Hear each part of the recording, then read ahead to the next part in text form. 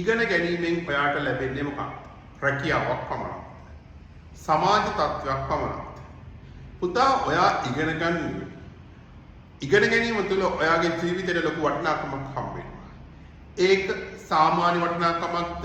ඒක මිල කළ නොහැකි, ගණනය කළ නොහැකි වටිනාකමක්ද කියලා තීරණය වෙන්නේ ඔයා ඉගෙන ගන්නා ශාස්ත්‍රය සහ ඔයාගේ ස්කිල්ස් මත.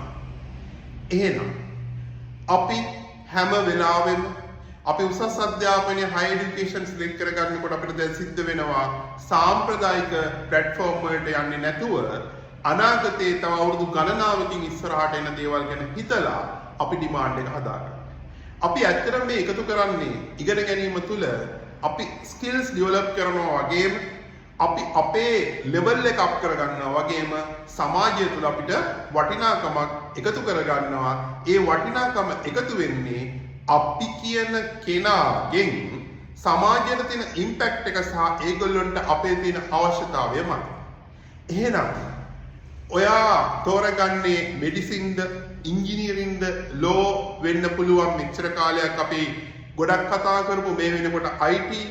හැබැයි මේ වෙද්දී මේ මහ පොළොව මත පමණක් නෙමෙයි අහස, මුහුද, මේ සියලු ශේෂ්ත්‍ර මිනිසා විසින් ආක්‍රමණය කරන එක දැන් වේගයෙන් සිද්ධ වෙගෙන යන කාලෙක AI ඩෙවලොප් වෙද්දී, තාක්ෂණය ඩෙවලොප් වෙද්දී කලින්ට වඩා ශීඝ්‍රයෙන් මේ හැමදේම වර්ධනය වෙන්න පටන් ගන්න තියෙනවා.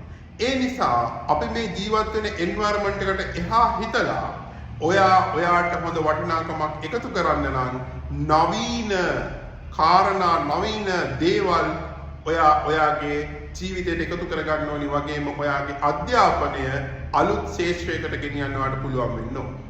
ඒ නිසා කලින්ට වඩා හිතන්න, සර්ච් කරන්න, පොඩි ප්ලැට්ෆෝම් එකකට සීමා වෙන්නේ නැතුව ලෝකේ තියෙන තත්ත්වය ගැන ස්ටඩි කරන්න.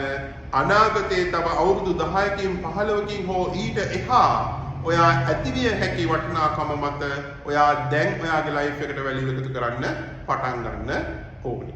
මම මේ බව මතක් කරන ගමන්ම ඔයාට ඉම්පෝර්ටන්ට් සබ්ජෙක්ට් එක මේ අතර මැත්ස් බව මතක තියාගන්න. ඉගෙන ගැනීමෙන් ඔයාට ලැබෙන්නේ මොකක්ද? රැකියාවක් පමණක්. සමාජ තත්ත්වයක් පමණක්. පුතා ඔයා ඉගෙන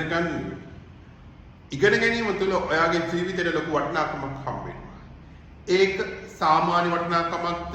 ඒක මිල කළ නොහැකි, ගණනය කළ නොහැකි වටිනාකමක්ද කියලා තීරණය වෙන්නේ ඔයා ඉගෙන ගන්නා ශාස්ත්‍රය සහ ඔයාගේ ස්කිල්ස් මත. එහෙනම් අපි